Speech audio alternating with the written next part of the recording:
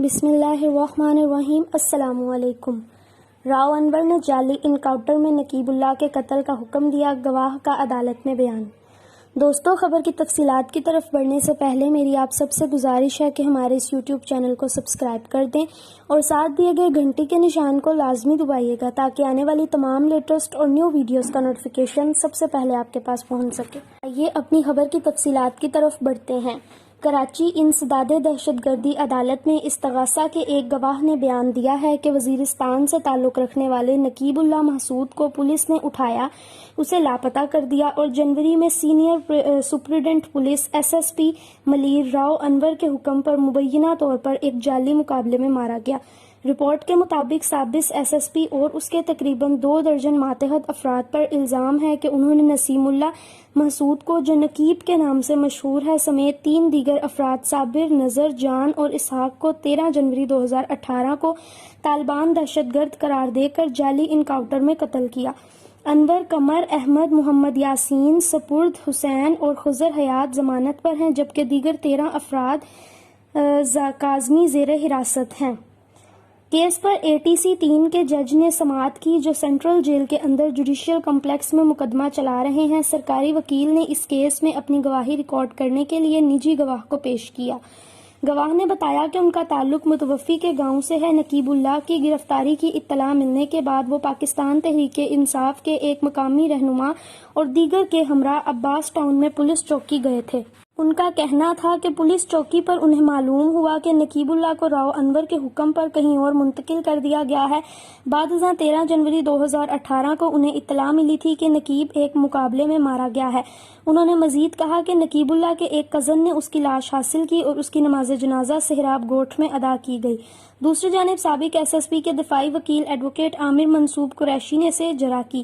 انہوں نے موقف اپنایا کہ شکایت کنندہ محمد خان کا نقیب اللہ نامی کوئی بیٹا نہیں ہے، کیونکہ اس کے بیٹے کا نام نسیم اللہ تھا۔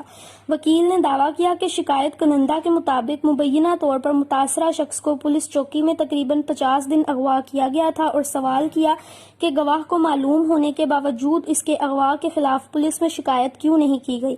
گواہی ریکارڈ کرنے کے بعد جج نے تفتیشی افسر کو ہدایت کی کہ وہ اپنی شہادتیں ریکارڈ کرنے کے لیے 5 دیگر گواہان کو پیش کریں اور کیس 10 ستمبر تک کے لیے ملتوی کر دیا۔ جج نے عدالت کے پچھلے حکم کی تعمیل نہ کرنے پر برہمی کا بھی اظہار کیا، جس میں تفتیشی افسر کو ہدایت کی گئی تھی کہ وہ 2 گواہان کو اپنے بیانات ریکارڈ کرنے کے لیے عدالت کے سامنے پیش کریں۔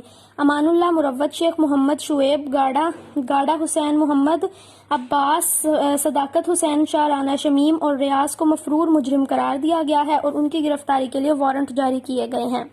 استغاثہ کے مطابق زیر تفتیش پولیس عہدیداروں نے تاوان کے لیے نقیب اللہ محسود اور 3 دیگر افراد کو اغوا کیا اور ایک جعلی مقابلے میں مارا اور بعد میں انہیں طالبان عسکریت پسند بھی قرار دے دیا تھا۔ 27 سالہ نقیب اللہ محسود کے قتل پر سول سوسائٹی کی جانب سے بڑے پیمانے پر احتجاج کیا گیا اور اس وقت کے چیف جسٹس ثاقب نثار نے ان ہلاکتوں کا از خود نوٹس لیا تھا۔ راؤ انور کے بار بار متاثرین کو عسکریت پسند بتانے کے باوجود ٹرائل کورٹ نے نقیب اللہ اور 3 دیگر متاثرین کو بے گناہ قرار دیا اور ان کے خلاف درج مقدمات کو ختم کر دیا۔ نوجوان نقیب اللہ محسود کی سوشل میڈیا پروفائل پر وہ ماڈلنگ میں دلچسپی رکھنے والے لبرل نوجوان کے طور پر سامنے آئے تھے۔ مارچ 2019 میں راؤ انور اور دیگر کے خلاف جعلی انکاؤنٹر اور متاثرین کو دہشت گرد قرار دینے، ان سے ہتھیار اور دھماکہ خیز مواد برآمد کرنے کے جھوٹے الزامات پر فرد جرم عائد کی تھی۔ ابتدائی طور پر مقتول کے والد محمد خان نے پولیس حکام کے خلاف شکایت درج کروائی تھی، تاہم اس کی ہلاکت کے بعد ان کے بیٹے اس کیس میں شکایت کنندہ بن گئے تھے۔ جی دوستو، کیسی لگی آپ کو ہماری ویڈیو؟ اپنی رائے کا اظہار کمنٹ سیکشن میں ضرور کیجیے گا۔ اگر آپ کو ہماری ویڈیو پسند آئے تو اسے لائک، شیئر کرنا مت بھولیے گا اور چینل کو سبسکرائب کر دیجیے گا اور اگلی ویڈیو تک یوں ہی ہمارے ساتھ بنے رہیے گا۔ دعاؤں میں یاد رکھیے گا۔ اللہ حافظ دوستو، فی امان اللہ۔